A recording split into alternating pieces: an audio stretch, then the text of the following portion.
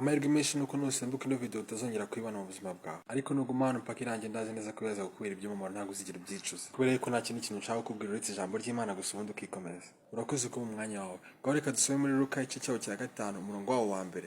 Aravuga ngo Yesu yari ahagaze mu kibaya cy'inyanja ya Genesareti, nuko abantu benshi bamubyiganaho ngo bumve ijambo ry'Imana. Bumve neza rino jambo ngo Yesu yari ahagaze mu kibaya cy'i Genesareti, abantu babyigana ngo baza kugira ngo bumve ijambo rye. Ese kuki mu bintu byose tuzi umuntu yakenera muri buno buzima bashakaga ijambo rye, kumva ijambo ry'Imana? Bari bamaze kumenya ko amagambo y'uyu mugabo arenze aruta ko hari ikindi kintu muri ubu buzima basabwa. Ibyerekana imbaraga z'ijambo ry'Imana mu buzima bwacu, ko iyo umenya agaciro karyo nta kindi kintu wumva gikeneye mu buzima uretse kumva ijambo ry'Imana. Kugira ngo wumve neza uburemere bw'ijambo ry'Imana, ngaho kuri icyo kibaya Yesu yari ari yasanze ba Simoni barimo baroba, ariko nyine byari byanze, barimo bimesera imyenda yabo kuroba byabananiye. Nuko Yesu rero ngo amare kwigisha abo bantu abwira Simoni ati ngaho injira mu bwato ujye muhengeri utenishindura uroba amafi. Nuko Simoni aramubwira ngo databuja twakesheje ijoro ryose turoba ariko ntacyo twafashe, ariko aramubwira ngo kuko ari wowe ubivuze reka tubikore. Ukibaza kubera iki nyine yaravuze ngo niba ari wowe ubivuze reka tubikore, kandi nta handi hantu bari barigeze guhurira. Cyubonetse kano kantu ntabwo yamubwiye ngo akoreshe indi strategy runaka yo kuroba, ntabwo yamubwiye ngo none uraroba muri buno buryo utarabagamo,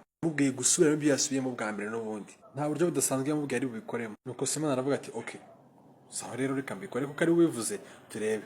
Ese kubera iki yavuze ako kantu ngo kubera yuko ari wowe ubivuze? Buke mbere hayo yuko Yesu yari yabanje kwicara akigisha aho hantu. Rero Simoni yari yategereye amagambo y'uwo mugabo, navuga ati uyu mugabo ntabwo asanzwe, niba ari ubivuze n'amagambo yavugaga reka tubikore. Byakurikiyeho nyuma mwese murabizi, bararobye bageza naho buzuza ubwato bubiri. Ese bino bintu bishatse kuvuga iki? Iyo tuje tutirukira Imana dushaka ngo idukemurire ibibazo, ahubwo dukaza dushaka kumva ijambo ryayo, ntabwo ijambo ry'Imana rikora gusa ku bitekerezo cyangwa se mu mutima, ahubwo rikora no mu bigaragara. Iyo ijambo ry'Imana barisomye ukaryumva neza ukaritegera, ntabwo rikora gusa muri wowe, ahubwo rikora no mu buzima busanzwe hanze rigakora. Byarashobokaga yuko Petero yari kuvuga ati uyu nguyu uri kumwe ngo ntenishindura mu bwato katari n'umurobyi n'uwande n'uwahe wundi uyu, ariko kuko yari yamaze kumva ijambo riva muri uwo mugabo, iryo jambo rimutera kwizera Yesu. Aravuga ati kuko ari ubivuze reka tubikore. Agira kwizera ariko guturutse ku ijambo yari yumvanye Yesu. Iyo twumvisha amagambo ya Yesu ntabwo gusa duhindura mu mitima yacu gusa, ahubwo atugiraho n'ingaruka mu buryo bugaragara. Mbere yo kuza urusaba Imana ikintu, mbere yo kuza ubwira Imana ngo nkorera ibi, batuza wumva ijambo ryayo, wasanga iryo jambo ryayo numara kuryumva arizo rizagukemurira bya bibazo byawe. Bya jambo ry'Imana wamanze kumva muri wowe niryo rizahindura impinduka ry'ibibazo byawe cyangwa se rikemura ibibazo byawe, ariko wabanje kumva ijambo. Niyo mpamvu kino gitabo udakwiriye kugifata nk'ikintu gisanzwe muri ubu buzima. Ahangaha huzuyemo ibintu byahumetswe n'Imana, huzuyemo ijambo ry'Imana, ni ijambo ry'Imana ryuzuye. Ntabwo ari amagambo yanditswe gutyo gusa, ntabwo ari ibyanditse gutyo, ahubwo ni ibintu bibasha kugira impinduka muri wowe,